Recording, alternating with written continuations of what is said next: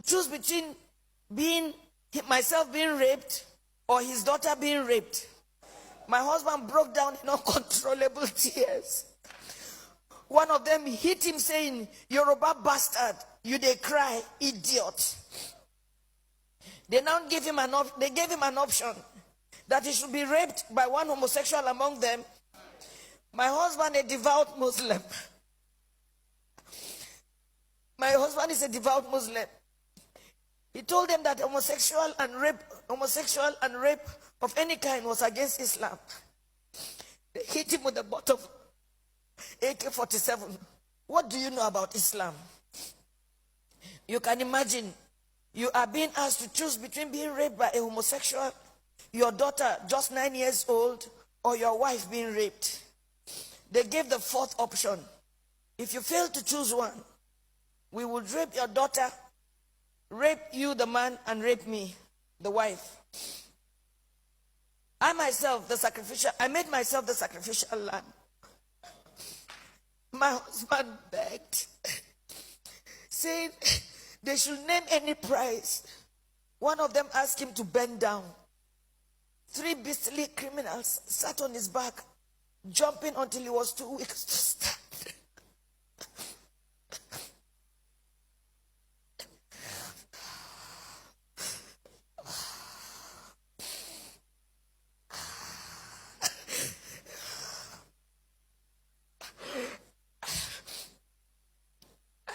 I was not allowed to put on any additional clothes. Imagine they rape you all night and they stop you from putting on any clothes for 24 hours. The rain fell once. I became a relic at a sexual museum for the armed men who in turn addressed me and asked questions about my financial standing. New Fulani men joined the camp. They organized military training for the new Fulani men that came, teaching them how to shoot and walk through circles of glowing fire. They were not released until after 6 days. We were not released until after 6 days. We had to walk the same zigzag journey back to the main road, our eyes blindfolded. During the negotiation to pay, they said the money was not for them alone, that they had to settle those who sent them. For me, I see a thriving organized crime supported by powerful political interests. Now, I do not think we were released to freedom after paying a whopping 8 million naira. I do not think we can ever be free. We can never be free from the anguish, the psychological trauma, the nightmares we suffered, the occasional fits of my daughter, her waking up at night behaving strangely, her asking the same question over and over, "Mommy, why? Why?" And I do not have an answer. In my life, I have never passed through a torture chamber like this. I do not think any society should let this happen. I do not know the fate of those we met and about 7 other people brought during the 6 days we were in captivity. What I saw was a nation that has collapsed, but pretends she lives. A people on life support. Crime is not restricted to Fulani people alone. We have Yoruba criminals, but I don't think Yoruba criminals are this beastly. These elements are savages. I can't imagine Yoruba thieves going to Sokoto or Maiduguri to kidnap Fulani people and keep them in their own bushes. It gives me mental torture that this is happening, and some people are even trying to justify or look for excuses.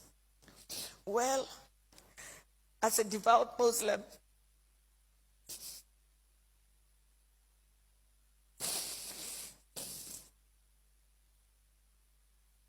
myself and my family have taken solace in Allah. Not the Nigerian police, not the army, not the government. We have taken our faith the way it came, this is supposed to be fate. I thank God that we successfully returned to where we live, thousands of miles from Nigeria. We thank God that we have made a vow. Never shall me, any of my children, or husband in our lifetime visit Nigeria again. Our remains, anytime we die, will also not be buried in Nigeria. It was a suggestion my daughter made, which we all adopted. I pity the country. I pity her people who continuously walk like the living dead. I pity those who parade themselves as leaders because they know nothing about what is going on and the abyss the country is sunk already. I pity Yoruba people. Oh, I pity you. I pity my people. For me, the issue is not about President Buhari. Democracy can produce anything, even the worst in the society.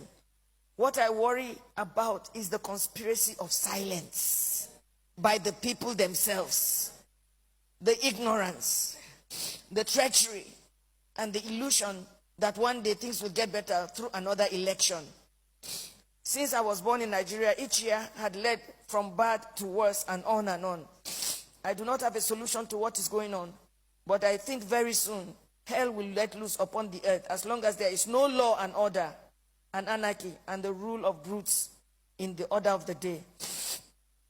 Once again, there can never be anything more comforting than my husband, who saw what I went through, but was able to encourage me, and even encourage me to write this little piece after months of agony and sociological imbalance.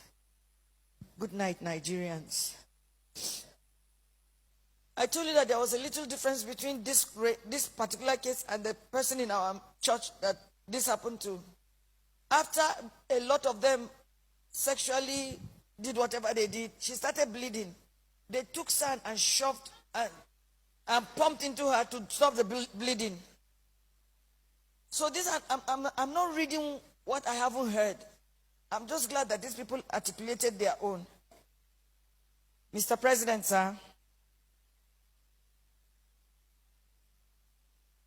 this is the country that millions joyfully gave over to you. The blood of every child, every man, every woman, every boy, every girl, every old man will be required in your hands or from your hands,